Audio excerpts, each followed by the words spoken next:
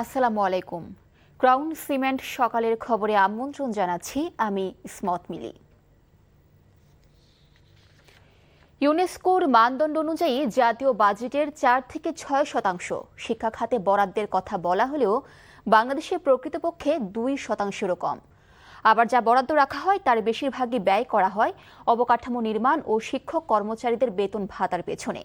শিক্ষাবিদ ও গবেষকরা বলছেন, শিক্ষা খাতে মোট বাজেটের কমপক্ষে 2.5% বরাদ্দ থাকা উচিত।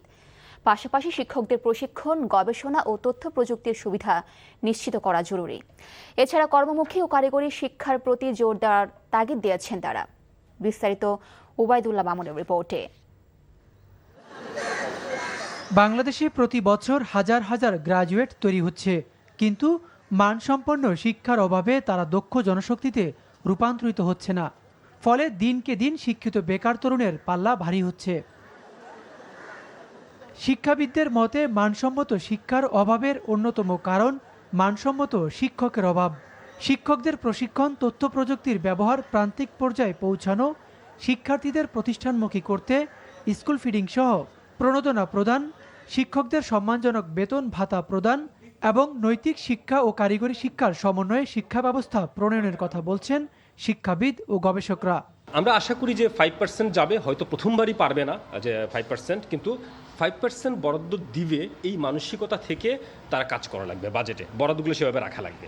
আরেকটা গুরুত্বপূর্ণ জিনিস, এখানে বরাদ্দ রাখলেই হবে না, আমি বরাদ্দটা কোথায় ব্যয় করব, এই ব্যয়ের খাতগুলো আমাদের চিহ্নিত করা দরকার। ইউনেস্কো সিগনেটারি হিসেবে 4-6% আমাদের জিডিপির খরচ করার কথা, অথবা বাজেটের 20% করার কথা, কিন্তু আমরা ট্রেডিশনালি দেখছি অ্যারাউন্ড 12%-এর মতো বাজেটের শিক্ষা খাতে খরচ হয়।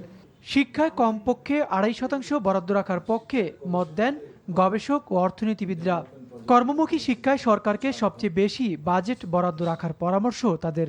আমাদের যে টেকনিক্যাল এডুকেশন, কর্মমুখী যে শিক্ষার বিষয়টা আছে, স্কিল ডেভেলপমেন্টের যে বিষয় আছে, গুণগত শিক্ষার সেই জায়গাগুলো একটা গুরুত্ব এখানে পাবে। আমরা বলি যে আমরা পিছিয়ে আছি র্যাঙ্কিংয়ে, কেন পিছিয়ে থাকবো না কেন? তো দেখা গেল যে আমাদের সবগুলো বিশ্ববিদ্যালয়, আমাদের প্রায় 150 বিশ্ববিদ্যালয়ে যা গবেষণা বরাদ্দ, যা বাজেট, একটা বিশ্ববিদ্যালয় এর চেয়ে বেশি উন্নত দেশের। শিক্ষা খাতের বরাদ্দকে রাষ্ট্রের বিনিয়োগ উল্লেখ করে শিক্ষার মান বাড়ানো এবং গবেষণার জন্য ধীরে ধীরে বরাদ্দ বাড়ানোর তাগিদ শিক্ষাবিদদের। Obaidullah Mamun, NTV news, Dhaka.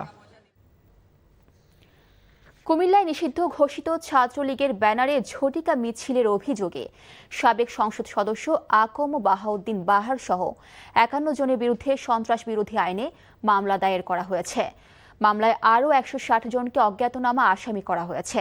সোমবার কুমিল্লা সদর দক্ষিণ মডেল থানার উপপরিদর্শক আহসান হাবিব বাদী হয়ে মামলাটি দায়ের করেন।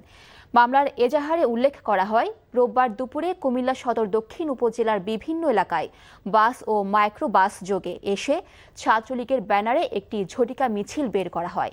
মিছিলে কয়েকশো নেতাকর্মী অংশ নেয়। পুলিশ জানায়, মিছিল চলাকালে অভিযান চালিয়ে 48 জনকে আটক করা হয়েছে।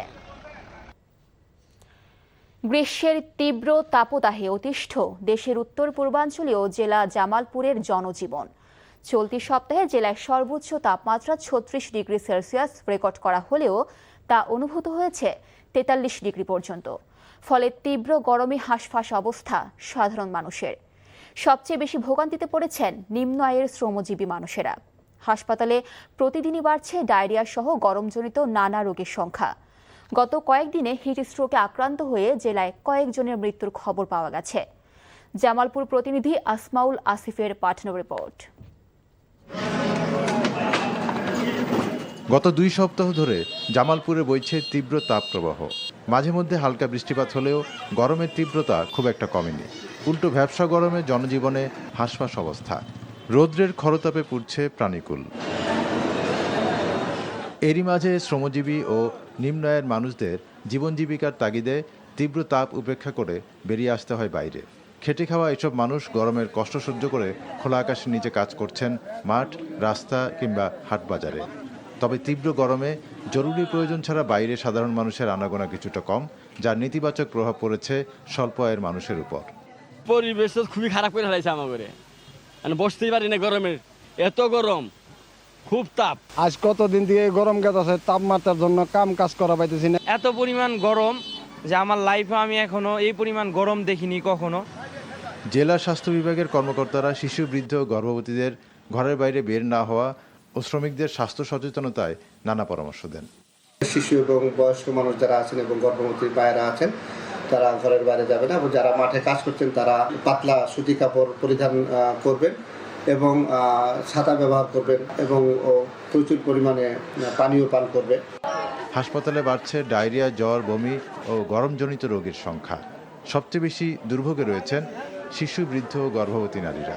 প্রচণ্ড গরমের কারণে বাচ্চাদের ডায়রিয়া হচ্ছে এবং এখানে কোনো তাপমাত্রা কোনো নিয়ন্ত্রণ নাই। তুলনামূলক দেখতেছি যে বাড়িতে যে গরমটা আমরা পাইছি তার চেয়ে বেশি গরম হসপিটাল আছে।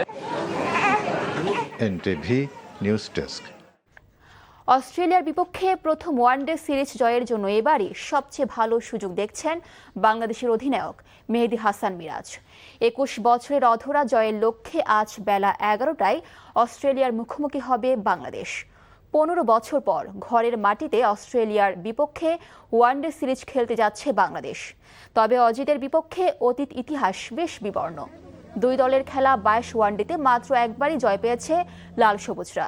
তবে অস্ট্রেলিয়ার সাম্প্রতিক পারফরমেন্স, তারকা ক্রিকেটারদের অনুপস্থিতি আর কন্ডিশনের বিবেচনায় অজিতের বিপক্ষে প্রথম সিরিজ জয়ের ভালো সুযোগ দেখছেন বাংলাদেশের অধিনায়ক।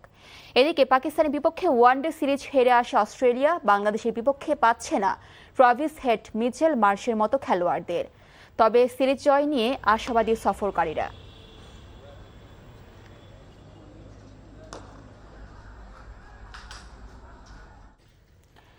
যুক্তরাষ্ট্রে প্রবেশ করতে দেওয়া হলো না বিশ্বকাপের রেফারি উমর আরতানকে। বৈধ ভিসা থাকা সত্ত্বেও সোমালিয়ার এই রেফারিকে ফেরত পাঠিয়েছে যুক্তরাষ্ট্রের প্রশাসন। দেশের প্রথম রেফারি হিসেবে বিশ্বকাপে ম্যাচ পরিচালনা করতে যাচ্ছিলেন উমর আরতান, কিন্তু তা হতে দিল না যুক্তরাষ্ট্র। ডোনাল্ড ট্রাম্প প্রশাসনের ভ্রমণ নিষেধাজ্ঞায় থাকা দেশের তালিকায় আছে সোমালিয়ার নাম। সোমালিয়ার যুব ও ক্রীড়া মন্ত্রণালয়ের উচ্চপদস্থ উপদেষ্টা ও সাবেক জাতীয় দলের অধিনায়ক সিসে আদেন আবশির বলেছেন, যুক্তরাষ্ট্রের বৈধ ভিসা ছিল আরতানের কাছে।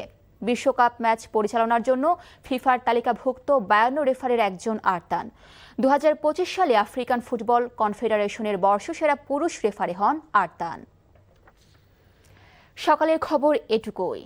এই খবরের ভিডিও সহ আপডেট জানতে ভিজিট করুন এনটিভি অনলাইন www.ntvbd.com। এছাড়াও এনটিভির জনপ্রিয় সব অনুষ্ঠান ও খবরের আপডেট জানতে ভিজিট করুন আমাদের ইউটিউব ও ভেরিফাইড ফেসবুক পেজে। 12টায় মধ্যাহ্নের খবর দেখার আমন্ত্রণ রইল। ধন্যবাদ সবাইকে।